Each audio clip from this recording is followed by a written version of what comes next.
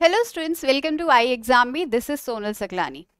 अगर आप BSc agriculture कर रहे हैं, उसके थर्ड ईयर में हैं या फाइनल ईयर में हैं, या फिर आपने बीएससी एग्रीकल्चर कर दिया है और अब आप पीजी परस्यू करना चाहते हैं और आपको नहीं समझ में आ रहा कि कौन से कॉलेज में एडमिशन लिया जाए, कैसे टारगेट किया जाए एग्ज़ाम, तो आज का वीडियो आपके लिए है। इसमें हम डिस्कस करेंगे कि कौन कौन से कॉलेजेस हैं, कैसे वहाँ एडमिशन लिया जा सकता है। ठीक है, तो फिर स्टार्ट करते हैं। पहले तो क्या क्या एंट्रेंस एग्ज़ाम्स हैं जो पीजी में एडमिशन लेने के लिए आपको क्लियर करने पड़ेंगे, कौन से एग्ज़ाम्स आपको टारगेट करने पड़ेंगे। इसमें पहला है हमारा ICAR AIEEA पीजी। ठीक है, all India entrance examination for admission in PG.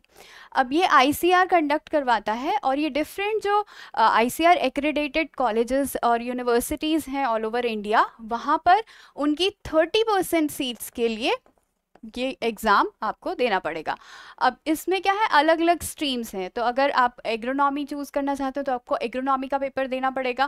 Plant sciences होता है, इसमें सोशल साइंसेस होते हैं, बहुत सारे सब्जेक्ट्स होते हैं जो कि इस एग्ज़ाम में आपको स्ट्रीम्स हैं जो अलग अलग इस एग्ज़ाम के थ्रू आपको चूज़ करने को मिलेंगी।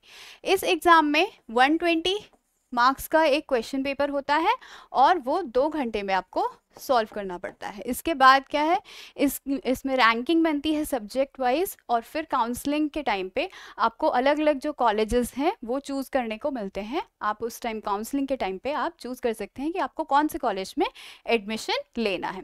दूसरा है हमारा एग्ज़ाम जो है CUET पीजी का। ठीक है, इसमें क्या है, इसमें भी अराउंड 142 जो यूनिवर्सिटीज़ हैं ऑल ओवर इंडिया की, वो इस एग्ज़ाम के थ्रू पीजी में एडमिशन देती हैं।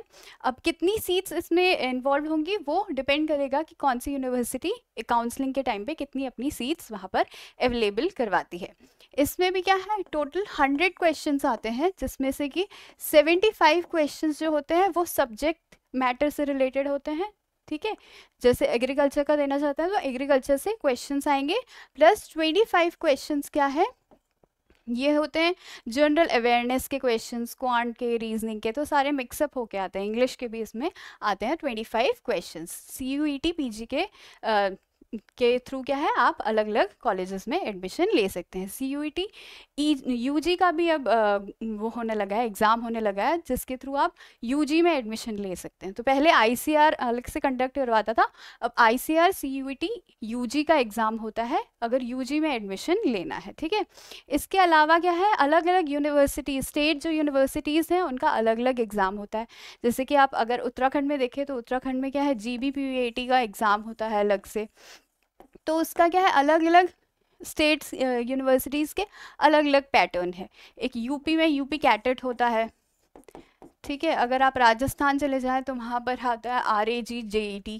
ठीक है, और जैसे हरियाणा में चले जाएं तो वहाँ चौधरी चरण सिंह का कॉमन एंट्रेंस एग्ज़ाम होता है। ठीक है, तो वो अलग अलग जो यूनिवर्सिटीज़ हैं, अलग अलग स्टेट्स हैं, उनका अलग अलग एग्ज़ाम होता है। तो ये भी आप अपनी, अगर आप किसी स्टेट में हैं, सपोज यूपी में हैं आप, तो यूपी में रह के आप एक तो ये दे सकते हैं, ICAR का एग्ज़ाम दे सकते हैं, दूसरा आप CUET पीजी का एग्ज़ाम दे सकते हैं, और तीसरा आप अपने स्टेट्स के एग्ज़ाम दे सकते हैं।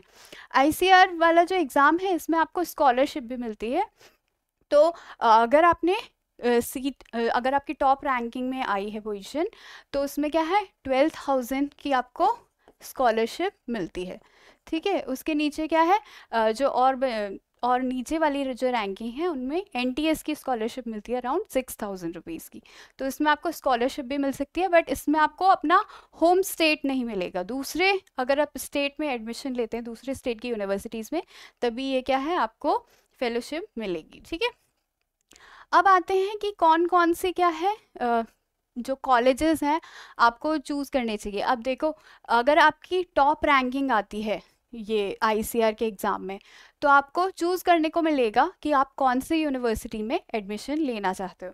तो पहला आपका जो टारगेट होना चाहिए वो यही होना चाहिए कि आप NIRF की जो रैंकिंग है उसके अकॉर्डिंग जो टॉप कॉलेजेस हैं उसमें आप एडमिशन लेने का सोचें। ठीक है, टॉप कॉलेज क्या है, कौन सा हमारा, IARI, Indian agriculture research institute, बहुत ही पुराना इंस्टीट्यूट है और यहाँ पर आपको ज़्यादा एक्सपोजर मिलेगा क्योंकि ऑल ओवर इंडिया के बहुत ही जो इंटेलिजेंट बच्चे होते हैं, टॉप रैंकर्स जो बच्चे होते हैं, वो सबसे पहले प्रेफर करते हैं IARI में एडमिशन लेना। और यहाँ पर क्या है, रिसर्च वर्क बहुत अच्छा होता है, बहुत जो वहाँ के इवन प्रोफेसर्स भी हैं बहुत अच्छे लेवल के हैं, उनसे इंटरेक्शन करने में, उनसे एक्सपोजर लेने में आपका ज़्यादा एनरिचमेंट होगा, ज़्यादा से ज़्यादा आप रिसर्च में जा सकेंगे, वहाँ पर आप पेपर्स ज़्यादा अच्छे से पब्लिश कर सकेंगे। तो ये बहुत ही क्रूशियल होता है कि आप UG के बाद PG कहाँ से कर रहे हैं, ठीक है, क्योंकि वो आपकी रैंकिंग पे डिपेंड करता है। तो इंश्योर कीजिए कि आप अच्छे से अच्छा कॉलेज लें, ठीक है। फिर सेकंड रैंक पे हमारा आता है ICAR का NDRI। अब NDRI में कुछ लिमिटेशन हो सकती है कि यहाँ पर सारे सब्जेक्ट्स अवेलेबल नहीं है। जो डेयरी से रिलेटेड जो सब्जेक्ट्स हैं वो अवेलेबल है, एग्रोनॉमी अवेलेबल है, एक्सटेंशन अवेलेबल है, डेयरी एक्सटेंशन अवेलेबल है। तो सारे सब्जेक्ट्स आपको यहाँ पर नहीं मिलेंगे, लेकिन ये भी क्या है, एक बहुत ही प्रीमियर इंस्टीट्यूट है एग्रीकल्चर का।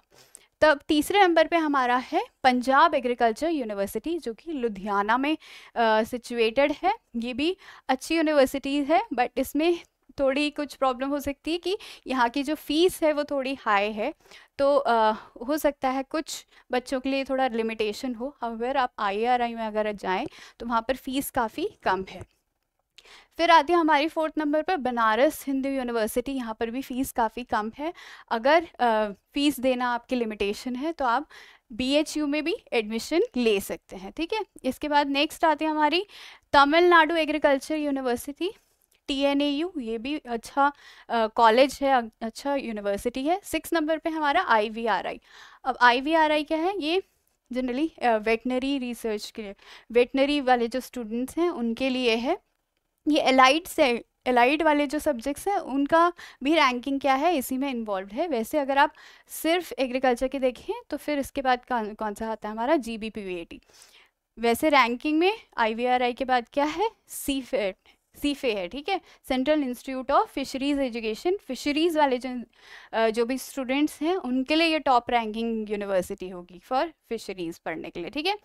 8 नंबर पे हमारा GBPVAT पन्नगर, जो कि उत्तराखंड में सिचुएटेड है, ठीक है। यहाँ पर भी आपको बहुत ज़्यादा एक्सपोजर मिल सकता है, बहुत सारे टॉप क्लास के जो प्रोफेसर्स हैं उनसे, और आप अच्छे से अच्छे पब्लिकेशंस, रिसर्च वर्क आप यहाँ पर कर सकते हो। फिर आता है हमारे 9th नंबर पर है शेर Kashmir university of agriculture science and technology, जो कि श्रीनगर में सिचुएटेड है। और 10th नंबर पे है Chaudhary Charan Singh Haryana agriculture university, that is at Hisar Haryana. तो ये है हमारे टॉप 10 की जो यूनिवर्सिटीज़ हैं जिनमें एडमिशन लेना आपको टारगेट करना चाहिए, ज़्यादा से ज़्यादा अच्छे से प्रिपरेशन करनी चाहिए, ठीक है। तो इसके लिए आप प्रिपेयर करिए। बाकी अगर आप PG में एडमिशन लेना ही चाहते हैं और आप टेस्ट करना चाहते हैं कि आपकी प्रिपरेशन कितनी अच्छी चल रही है, तो हमारे पास मॉक टेस्ट अवेलेबल है, हमारे पास PYP भी अवेलेबल है।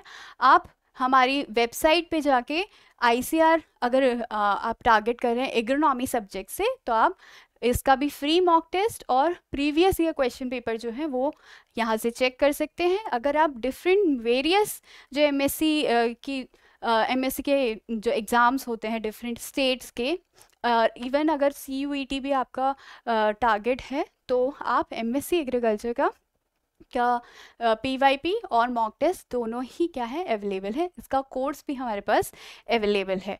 तो अभी से आप प्रिपरेशन कर लीजिए, क्योंकि अगर आप 3rd ईयर या फाइनल ईयर में हैं तो अगले साल के लिए आप प्रिपेयर कर सकते हैं। और जिनका अभी एग्ज़ाम है 1-2 महीने में ही, वो लोग भी क्या है ज़्यादा से ज़्यादा मॉक टेस्ट अटेम्प्ट कर सकते हैं। तो इतना ही था इस वीडियो में। अगर आपको वीडियो अच्छा लगा हो तो हिट द लाइक बटन। अगर आप नए हैं और आपने चैनल अभी तक सब्सक्राइब नहीं किया है तो I would recommend you to subscribe the channel. Thank you and have a nice day.